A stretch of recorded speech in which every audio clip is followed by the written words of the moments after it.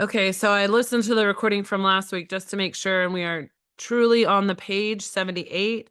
Most alcoholics owe money. And so that's where we stopped. But I don't know if this group is interested or not. I was supposed to last week share but then I didn't show up. I have these for because we did step 5, 6, and 7 last week, or we were working on step 5, and it goes really quick through the book. Talking about 5, 6, and 7, so that would be pages basically 76 and 77, 75, 76, and 77, but it's going through these considerations, and it's some of this information is like for you to deal with a sponsee also, like sponsor to sponsee relationship. So it's just questions suggested as the person who's witnessing a step 5, talking about the different inventories, the fear inventory, the sex inventory, and then how to help them walk through step 6 and 7, right? And just doing that page 75, which is what we read last week. Returning home, we find a place where we can be quiet for an hour, say a prayer, thanking God, and then placing the resentments in front of me. And this, I actually worked with my only sponsee. This is what we did on Saturday, and she went home and did this, and then she burned them. That was just what she wanted to do. So anyways, if you want some of these, this is just some resources I had that were useful. It goes back, and talks about at the end to get on your knees, an act of humility, right? And talk about the arch, right? Where you're walking through and you put the cement down. What is our common problem and solution? The cornerstones, the keystone. And I remember we talked about that 2 weeks ago. And then walking through the 7th step prayer, right? My Creator, I am now willing that you should have all of me, good and bad. I pray that you now remove from me every single defect of character which stands in the way of my usefulness to you and my fellows. Grant me strength as I go out from here to do your binding. Amen. Or bidding. So I just thought that was fun. I was supposed to share those last week. So if anybody's interested, I can share those. And then let me stop sharing on that. I had these other, because we're in step 8. So this is into action. And so this is the only thing I thought was cool is we were doing the amends, right? In step 8. So I'll pull this back up where it's appropriate, but this group I was involved with, they gave these examples of using these like amend cards and creating a card and writing down the name, how to find them, phone numbers, what harm, and then how willing are you to do the amends. So I don't know if that's interesting to anybody, but I thought it was very interesting. So I thought I would share. Okay, so technically we are on page 678. Most alcoholics owe money.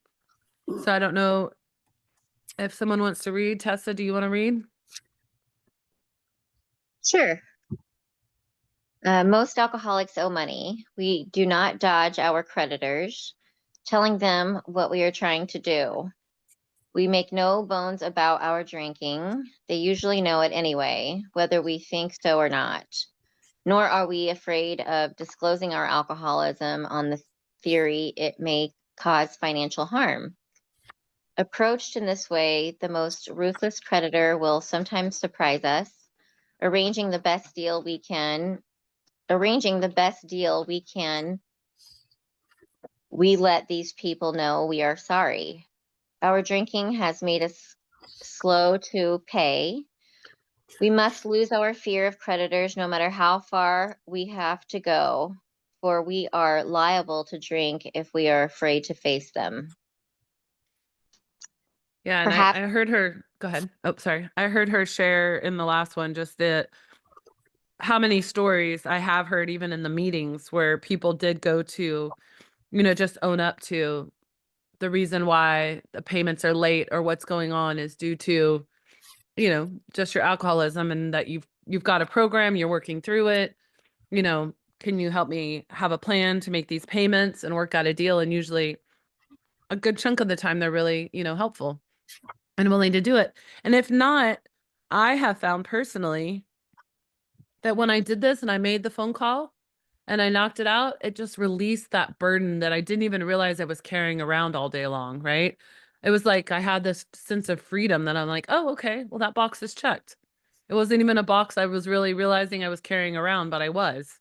And once I got that and I was like, okay, that creditor's done or that bill is done, even, nothing I was past due, but it just, you have that sense of freedom, right? And that's part of this process. It's just to continually have that sense of freedom of doing the right thing, right? Because I mean, we owe these people. They provided a service or whatever for us that we didn't pay for. All of us do this, right? And so that freedom you get from making everything right, right? That's part of the process. So, anybody have anything they want to add to that, or are we good? Okay. Perhaps, oh, sorry, I don't know why I kept reading. Tessa, you want to read another paragraph? Sure. Perhaps we have committed a criminal offense which might land us in jail if it were known to the authorities. We may be short in our accounts and unable to make good. We have already admitted this in confidence to another person, but we are sure we would be imprisoned or lose our job if it were known. Maybe it's only a petty offense, such as padding the expense account. Most of us have done that sort of thing. Maybe we are divorced and have remarried, but haven't kept up the alimony to number one. She is indignant about it and has a warrant out for our arrest. That's a common form of trouble, too. I don't have Although a the lot. Oh, sorry. I don't have a lot to add here, except that I've heard people share. I don't have any experience in this, but I have because of going mostly to the Bronx so often. I have heard people share, and I have a lady that I follow, um, that she went back and told her old employer what she was doing and just how overjoyed they were. And it was a very positive experience, right? So most of the stories I've heard is a very positive experience where they go back and own up to it, even if it was a criminal offense and they fear getting in trouble. But those are my experiences, are they're positive and that they're so elated that you're coming clean, right? That they help you out. But um, I know that again, it kind of goes back to the last chapter or the last paragraph, in my opinion, is this is all about having the freedom of your heart, right? What this is the freedom of our heart to not be full of things that we know we should be doing, right? Like if you're legally, and I'm just going to use this case, if you're divorced and legally owe alimony, and then you can extrapolate it to your experience or whatever you've got possibly going on in your life, or if you're helping a sponsee, right? We may not have this personally, but if you're helping someone else, if you're legally bound to owe someone money that you've been legally called to owe, then just out of your right duty, right? As a citizen, you should pay it. No matter if you think it's right or wrong, if you're legally bound to owe this money, then to keep your side of the street clean, right? I guess I think about it like that. To keep my side of the street clean, I have to pay it. So that's all I would have there. Yeah, Amy, and so what's I would, what section are you in? I know I don't. The pages aren't the same. Oh, you know what? Oh, am I not in the right? I'm No, using the you're little okay. skinny one. I'm in the old version. Oh, yeah, you look like you have the first edition. Right. So just That's look. funny. Let me go see. I bought that. I have it right here. I bought that book for my mom because I made her a gift for Christmas and it was red. I like that it had red pages. Hold on. I've got it right we're here. in into action, into action. Into action. Okay. Thank you. And yeah, 84. Okay.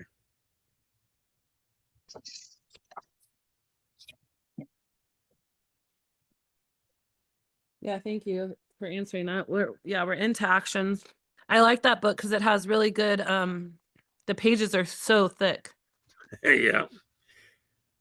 It's actually a beautiful book. Oh, here I we didn't are. realize it had different page numbers for Yeah. that part. It's So most changed. I didn't realize alcoholics that. owe money is where you There started. you go. Yep, that's where we started, and we've read two full paragraphs. So now we're on, although these Thank you. reparations take. Do you want to read? Sure. Okay, why don't you start with that? Although the reparations. Although these reparations take innumerable forms, there are some general principles which we find guiding. I'm sorry, I'm Peter, alcoholic and addict. So, reminding ourselves that we have decided to go to any lengths to find a spiritual experience, we ask that we be given strength and direction to do the right thing, no matter what the personal consequences may be. We may lose our position or reputation or face jail, but we are willing. We have to be. We must not shrink at anything. Usually, however, other We people. can stop there. Okay. Man, that paragraph personally, in theory, I love this paragraph, right? Like, and if I was sharing it with you and you did this, and I'm like, you've got to do it, even if you're going to lose your position or reputation, we've got to be willing to do it. We just have to be, right? Like, that's the program. That's that rigorous honesty. That's that cleaning our side of the street. Like, we have to do it. We must not shrink at anything.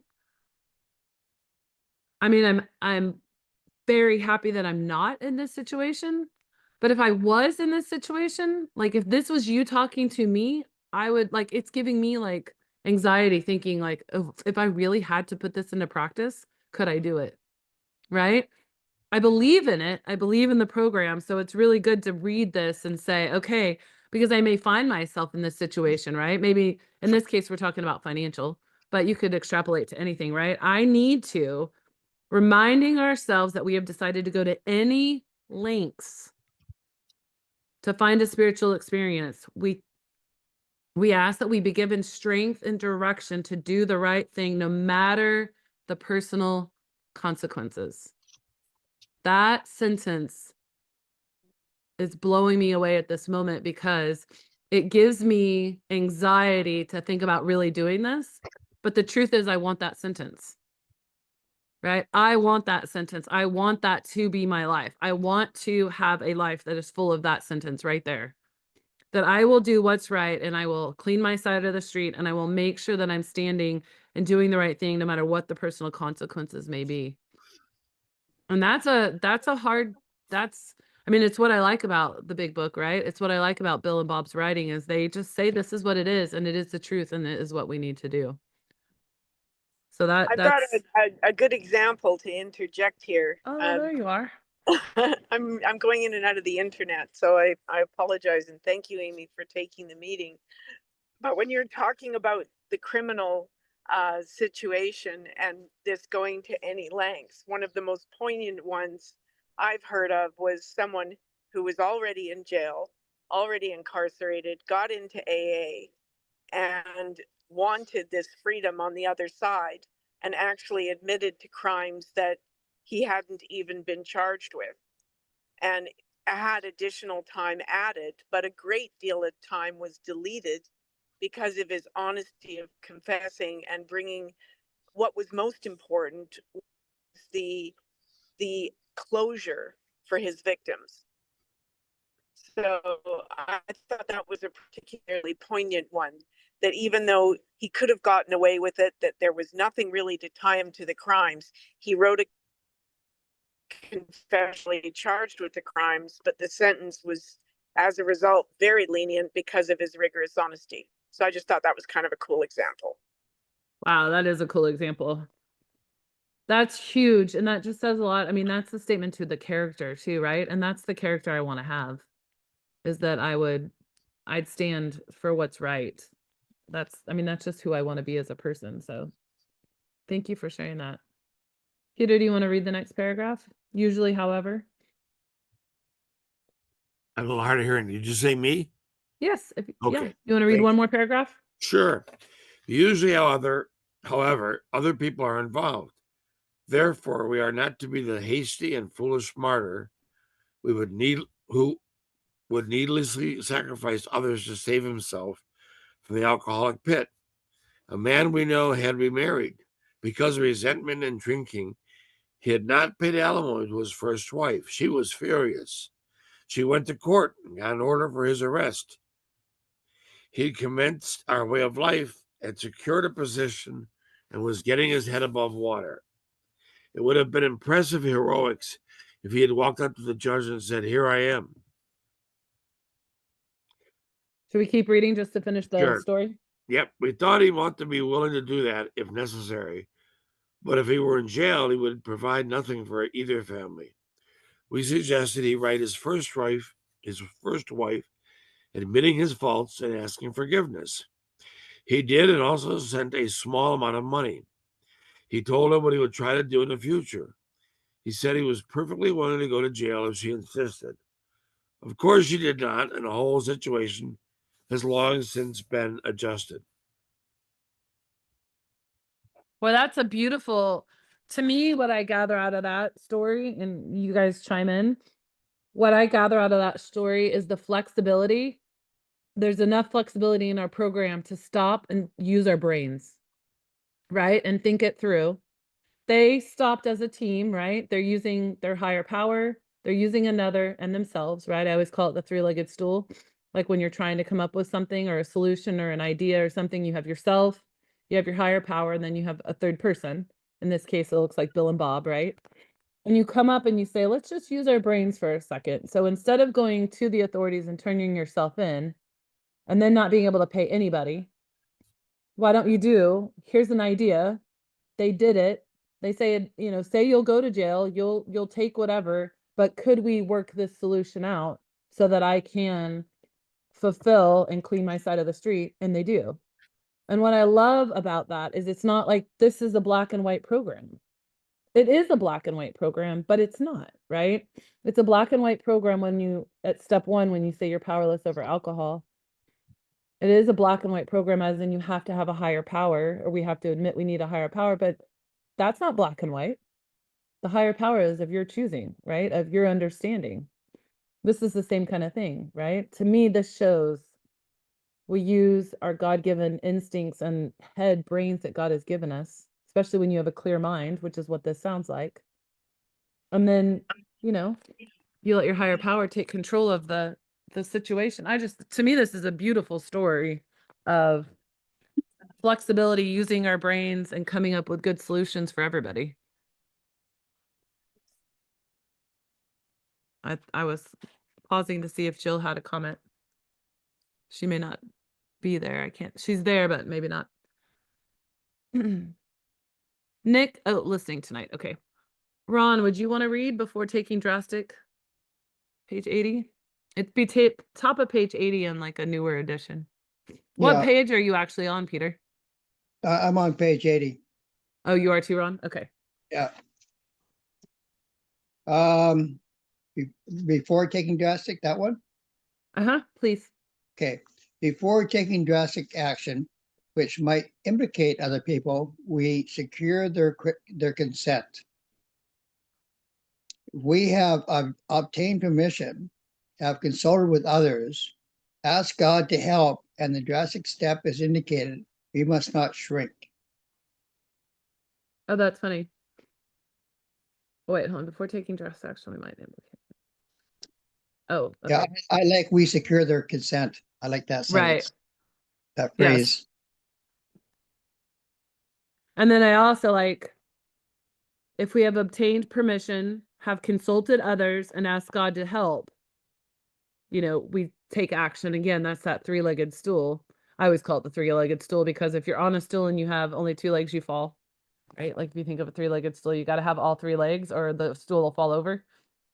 Someone shared that to me when I was a teenager, so I use that for all kinds of examples. But I always think of that. You got to have all those legs to stand up. So this to me reminds me of that three-legged stool, right?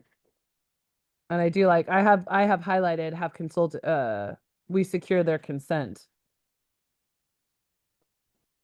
Yeah, what does that look like? We secure their consent.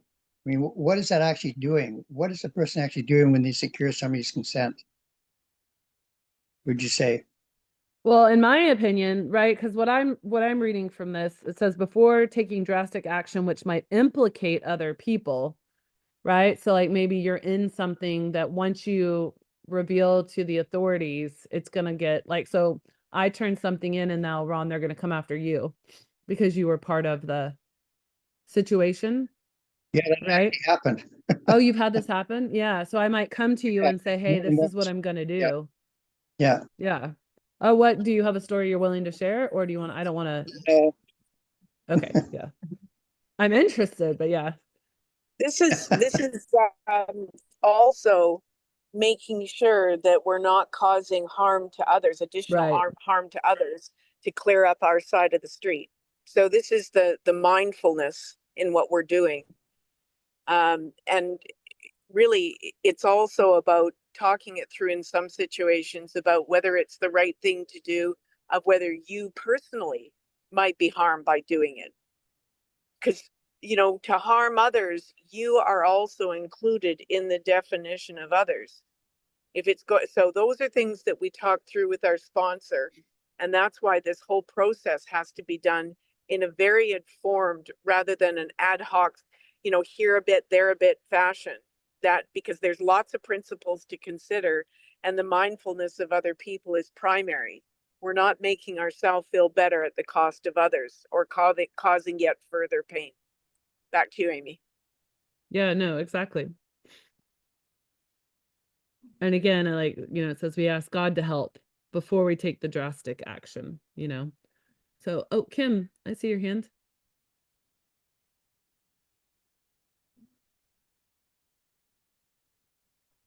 I'm out Did here you want in me the to go? dark, but That's the okay. bottom line is, you know, I had been in the program, got out of the program, but when the FBI charged me with Medicare fraud, which was like just wrong, they wanted me to testify against this other person that tried to entice me to do it. But here, I had to say, I'm not doing that. I'm standing for what I did. I didn't do it. So sometimes you have to ask permission for something. And my charges were dropped and dismissed after 5 years. But the point I'm making is, yeah, you know, but also there was a waiver that said, do not discuss anything with the people that have been charged. So it's like, I was in a catch-22. So I just look out for me. So anyway, Right. that's all I got. No, great example. Thank you, Kim. I do like the reminder here is to just circle back to the main theme of step 8 and 9, right? Is that you don't want to cause, because step 9, when you're doing your amends, you don't want to do any that would cause other people harm or cause other, if we actually read, I always read them because I never state anything perfectly. So I always go back and actually read the real words. It says, made direct amends to such people wherever possible, except when to do was so would injure them or harm others or harm. And so that's kind of from what Jill was sharing too, is what I feel like is happening here, right? Is you want to make sure that through your cleansing your side of the street, you're not causing other people harm. It's great that you feel better. And that's but you're that's what it causing means by securing their consent. It says which might Exactly. implicate other people, we secure their consent. So we got to Exactly. make sure that they're okay with what we're doing. Exactly. But my question was, how exactly do you do that? How exactly does that work? That was my question. Oh, And I'm sorry. I say, wow, does anybody want to chime in? I've never actually had to do that. My just like personal, oh, I hear Jill, I can see Jill coming unmuted. Well, there's a couple of different ways that you can do it. You can call up the person privately and have the conversation. But again, the other thing to be mindful in many of these situations is we're not giving legal advice. So this sort of thing is talked through carefully with the sponsor, but we have to make a very clear line and about giving our advice in these situations. It's not our advice. That's what I want to make clear, is we don't advise anybody in these situations about accounting advice, legal advice, these sorts of things. What we're trying to do here is give spiritual advice, give them guidance on how to clean up their side of the street so that they are centered and good and in and of themselves. And sometimes, and I have personal experience with this, and it's not hard to find other examples at large. you need to be very careful about what you say, to whom you say it to, and who you say it with, because there can be legal charges and implications or financial implications from cleaning up our side of the street. So going for the consent when you are going to alter somebody else's life, even if it's emotionally, is part of the process, because we have different amends that we can make. We can end up doing a living amends if it's not appropriate in the circumstances, because it's going to cause harm to someone else, or they won't actually give their consent. So to answer your question more directly, Ron, it can be a personal phone call, it can be a visit, but remember, everything you say or do when it's a legal matter can become evidence. So it's the sort of thing that we do very carefully, and we don't want to incriminate other people and make more lives miserable. So talk it through very carefully with a sponsor, but if necessary, get legal or accounting advice. And we don't profess to be professionals in either department. We're just interpreting the book. So, that's a matter to take very carefully into consideration. But consent doesn't mean implied. It means getting a clear go ahead from somebody, not just hearing what we want to hear. Does that help? Well, yeah, and it also helps too that we have, it's really important to read each sentence and not just to skip over sentences because you think they know what what they mean. Uh, like it says, before taking drastic action, which might implicate other people, we secure their consent, and that really is quite a uh, um, complicated statement, actually. Well, actually, look at the word secure. It doesn't Yeah. mean iffy. It's saying you want to secure, you want Yes. absolute clarity that Yes. they are aware of the consequences of going forward. This isn't what Yes. we do to clean our side and make ourselves feel better at other people's cost, right? Right. Anyways, we can move on to the next one. Next paragraph. Yeah, sorry, I was jotting something down that y'all are sharing. Ron, do you want to read the next paragraph? I'm gonna jot this down. Yeah. This brings to mind a story about one of our friends. While drinking, he accepted a sum of money from a bitterly hated business rival, giving him no receipt for it. He subsequently denied having received the money and used the incident as a basis for discrediting the man. He thus used his own wrongdoings as a means of destroying the reputation of another. In fact, his rival was ruined. Let's keep going. He felt that he had done a wrong he could not possibly make right. If he opened that old affair, he was afraid it would destroy the reputation of his partner, disgrace his family, and take away his means of livelihood. But what right had he to involve those independent upon him? How could he possibly make a public statement exonerating his rival? I'm gonna say After keep going. Oh yeah.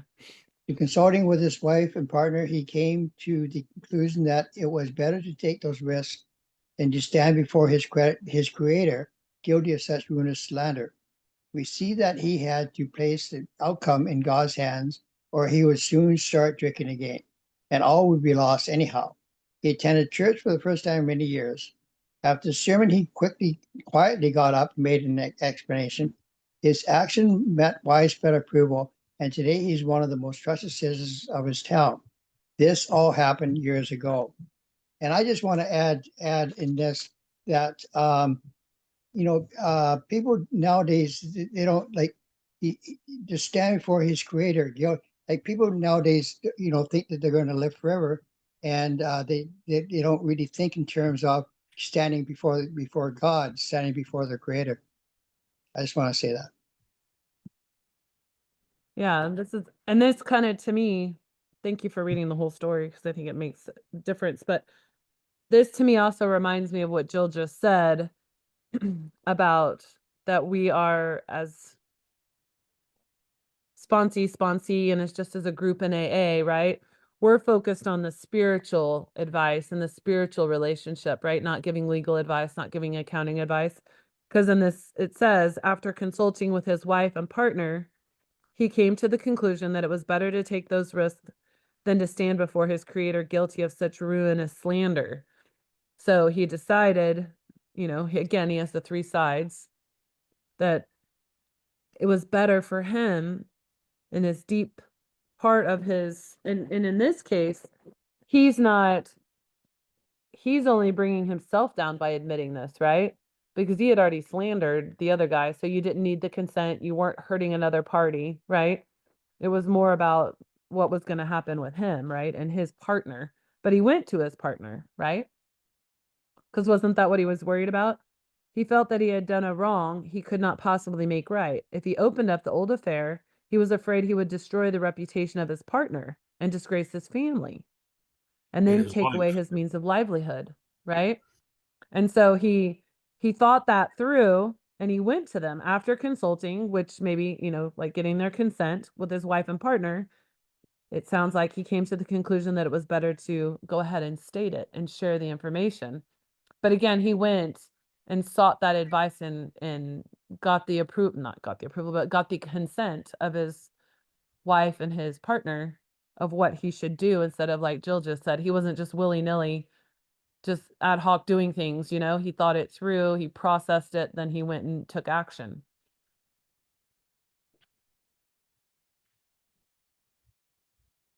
Yeah, that sounds good.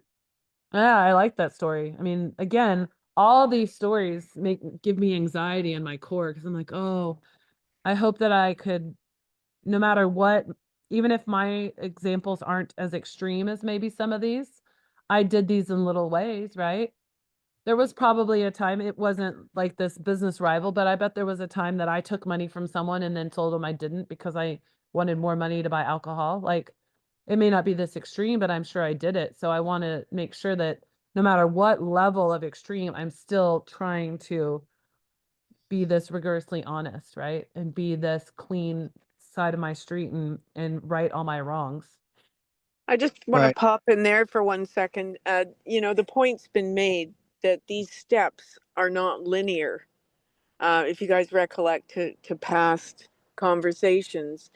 And one of the things we want to make sure, so we actually finish our steps, is that we go through our list with what is pressing on our mind, what is spiritually bankrupting us, what is the things that we know when we go to sleep at night or wake up first thing in the morning that are still on our conscience.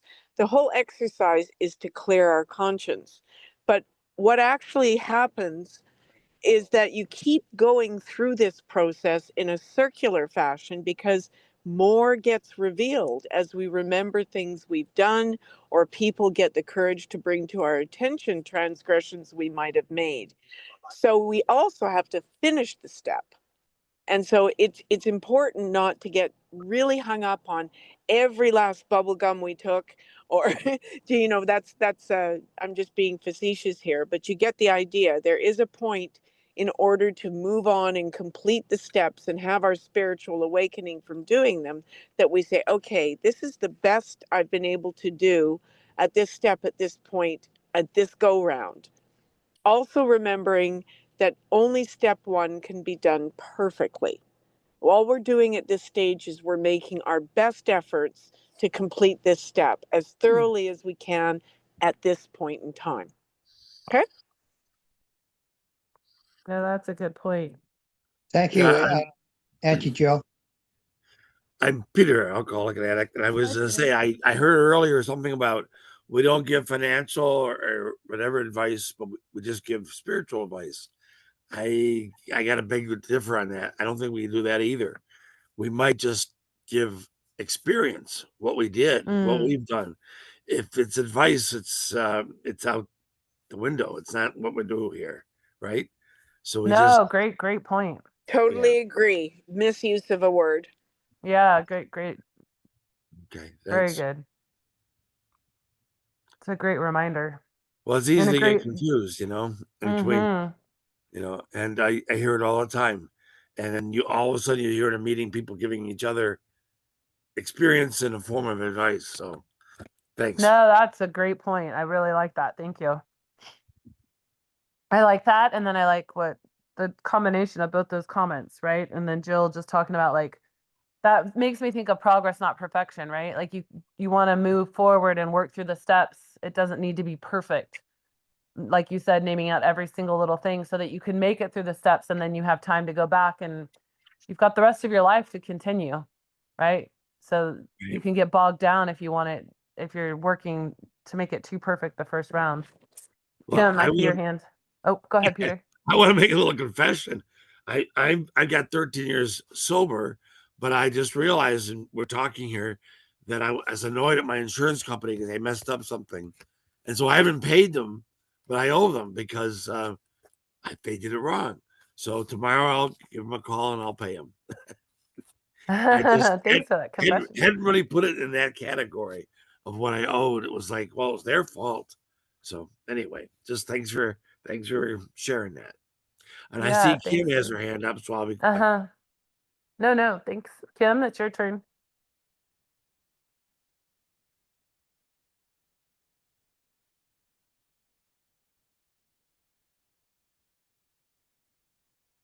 Oh, you're not unmuted, Kim, if you are talking. I figure you might because you put your hand down. Oh, there you go. Now you're unmuted. Yeah, I'm Kim. I'm alcoholic, but and I get unmute. Here. I don't actually know. There was something that spurred me to want to talk, but go on with the meeting because I can't remember right now. Okay. Well, we'll circle back around when we do shares in a second too. I was just writing at the top of my page. We only share our experience, strength, and hope at the top of this section. Okay. Let's see. Alex, would you want to read at the bottom of that where the chances are, we're at the bottom of page 80, the chances are that we have domestic troubles? Yeah, sure. Hi, I'm Alex, alcoholic. Hi, Alex. The chances are that we have domestic troubles. Perhaps we are mixed up with women in a fashion we wouldn't care to have advertised. We doubt if, in this respect, alcoholics are fundamentally much worse than other people. But drinking does complicate sex relations in the home. After a few years with an alcoholic, a wife gets worn out, resentful, and uncommunicative. How could she be anything else? The husband begins to feel lonely, sorry for himself. He commences to look around in the nightclubs, or their equivalent, for something besides liquor. Perhaps he is having a secret and exciting affair with the girl who understands. In fairness, we must say that she may understand, but what are we going to do about a thing like that? A man so involved often feels very remorseful at times, especially if he is married to a loyal and courageous girl who has literally gone through hell for him. Should we go ahead and do you mind reading the next paragraph? It kind of goes Yeah. with it. Whatever the situation, we usually have to do something about it. If we are sure our wife does not know, should we tell her? Not always, we think. If she knows in a general way that we have been wild, should we tell her in detail? Undoubtedly, we should admit our fault. She may insist on knowing all the particulars. She will want to know who the woman is and where she is. We feel we ought to say to her that we have no right to involve another person. We are sorry for what we have done, and, God willing, it shall not be repeated. More than that we cannot do.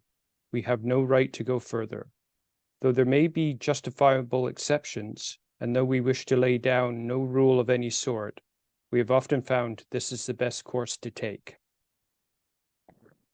Is Jill still there? Well, Jill, do you I've wanna share got on a that? comment about the sexist language. Well, yeah, but I mean, you can turn all this around. That's no big deal.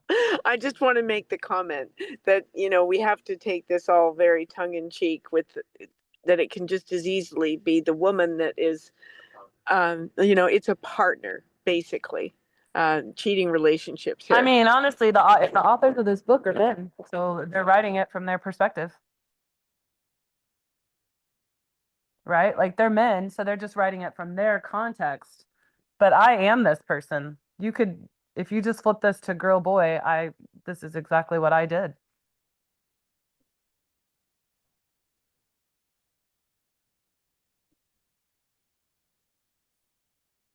Oh, Jill, we can't hear you all of a sudden. Oh, hang on, I'm not sure. There you are. I hear you now. No, yeah, just making the point that this applies equally to men as much as women. And you're exactly right. Again, we're looking at what is the harm we're going to cause here?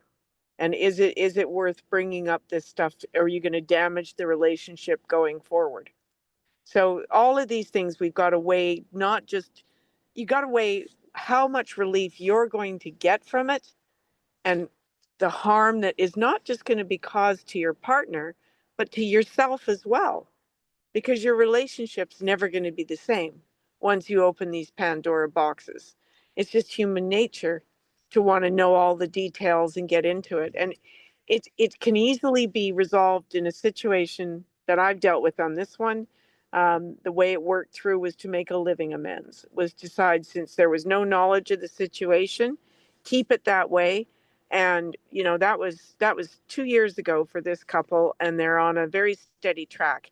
To open that wound and pick at that scab, I don't think they would have got their marriage back on track. That's just one example I know of.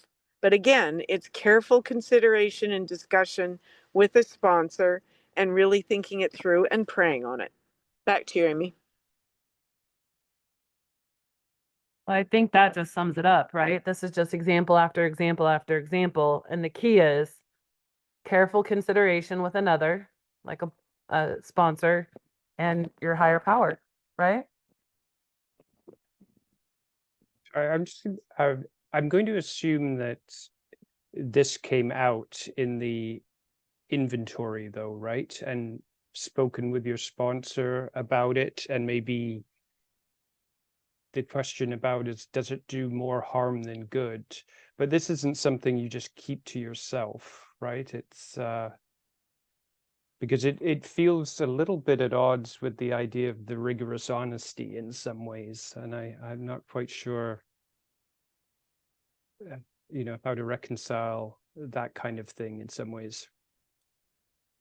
So the rigorous honesty that we're trying to achieve is first and foremost with ourselves.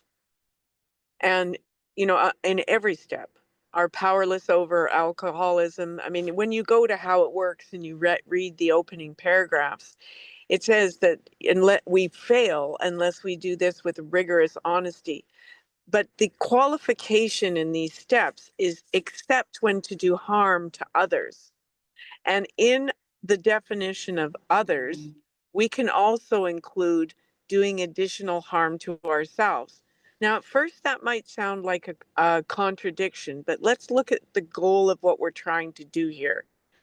We're trying to clean up our side of the street, but we're also trying to get to a spiritual ground where we've owned up to everything we had a role in. And as long as we've become willing to own up to it, we're willing to make an amend. The list may have, like your original question, the name may have come up and the incident might have come up in your step 4, but it doesn't end up actually having to be something we physically do an amends with our 8 and 9. Everything that's on 4 doesn't necessarily end up on our amends list. And our willingness to make the amends is the one step. The actual amends is the next one, with the qualification, except when it would harm others. Does that make sense now? That does. That's very clear. Thanks. Yeah. Super. Okay. Hope that helped. And Jaren, alcoholic. Hi, Darren. Hey team. Got a question on just a clarification question on what makes it on the 9, right? Because when I last doing this, I got to 8 and I had a small list on the 9, but as Jill mentioned, not everything on the 4 makes it on the 9. So how do you compile that list?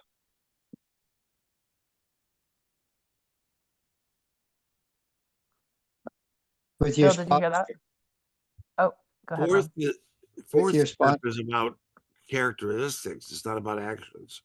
It's not things you did. It's things, like if I'm cheap or if I'm, it's qualities of me. It's not actions. They might be connected, but they're not the same. The 8th to 9th is actions that you did. Okay. Does that sound And right? it Amy? makes sense.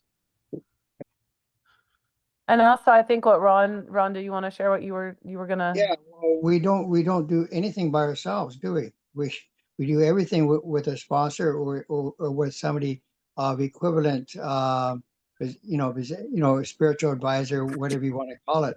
But and probably more than one as well as that.